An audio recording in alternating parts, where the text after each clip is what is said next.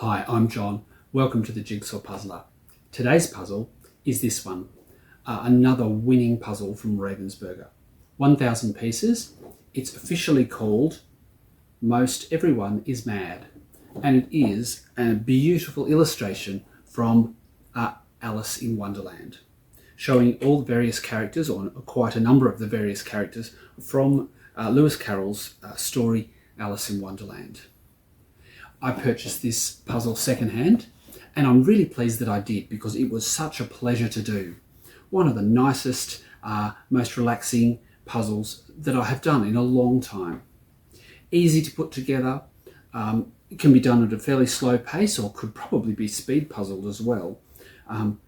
It was just such a delight to do this puzzle. A great image, lots of variety, and not really too difficult. Even the background areas are not really all that difficult. As we would expect from Ravensburger, the puzzle quality is excellent. Thick, sturdy cardboard. It can be picked up and put down. It fits together beautifully. It's got a matte finish, so not very shiny. And it's just, I was so pleased too that there were no missing pieces, given that I purchased it secondhand. All right, so around the puzzle, in the middle, the Cheshire Cat with a huge toothy grin, very distinctive and striking, and quite easy to find the cat pieces in the puzzle box. Above the cat is Humpty Dumpty and the Mad Hatter.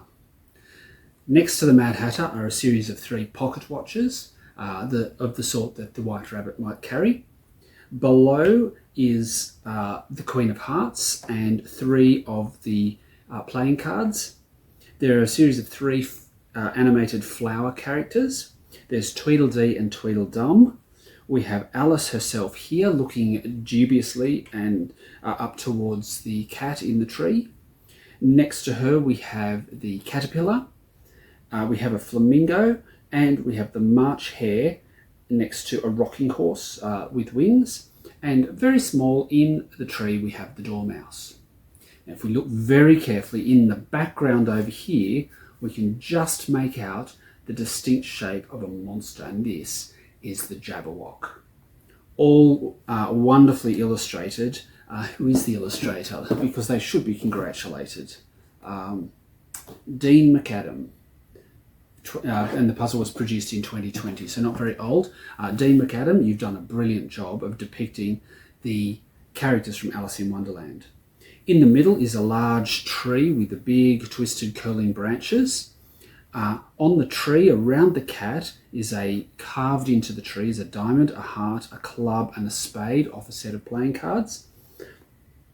And there are lots and lots of other small details around the puzzle. There are flowers, purple flowers across the top. There is a butterfly and 2 dragonflies. There's a tiny little lady beetle down here. And there are different coloured flowers along the bottom. Orange and pink over here, orange here. Some blue ones, white ones, and some mushrooms in the middle. 3 different colours on this side and 2 different on that side. Really lovely, lovely image. The whole central section, the background of the whole central section appears to glow a much lighter shades of green, so that you can see the shadows of the trees behind this one, and then that graduates out to the dark on the edges and the indistinct or the difficult to distinguish features of the Jabberwock.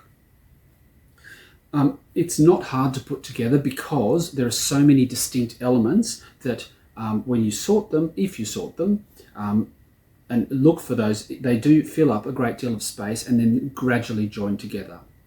I think that finding some of the elements of the outer branches of the tree was probably the hardest part, but really not a difficult puzzle overall. Quite a pleasurable 1,000 piece puzzle. I sorted this into sorting trays, and then as I was going through, I was looking for the edge pieces as usual.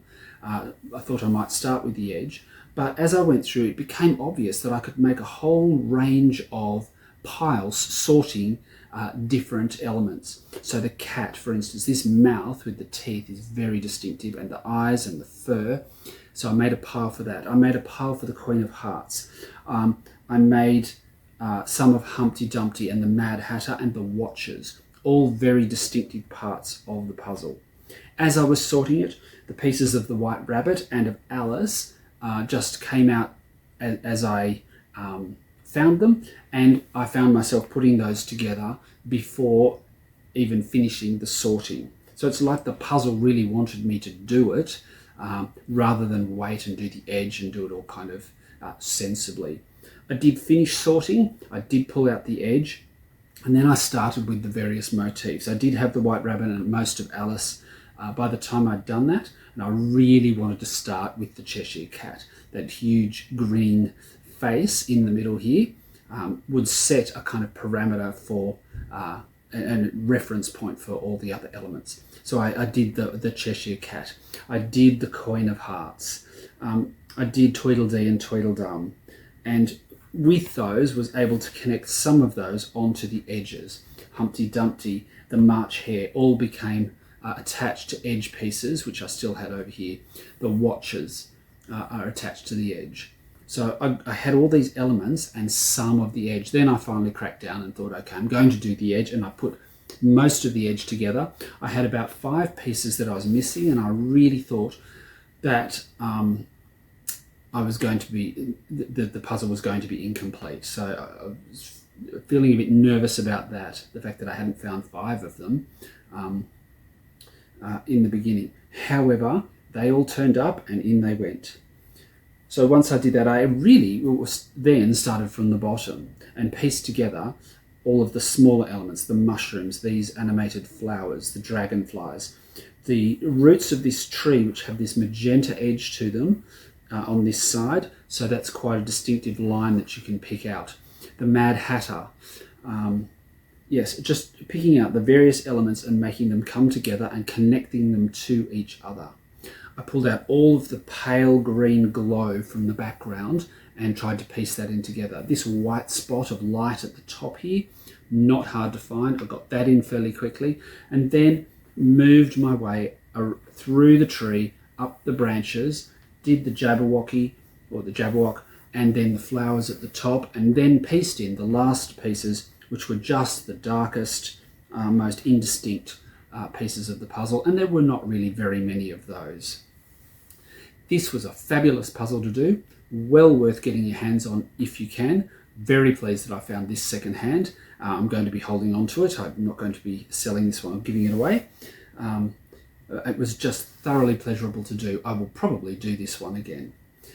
All right, if you could click like and subscribe and let me know what you think of this puzzle. I think people are going to like it. And then on with the time lapse. And thank you so much for watching.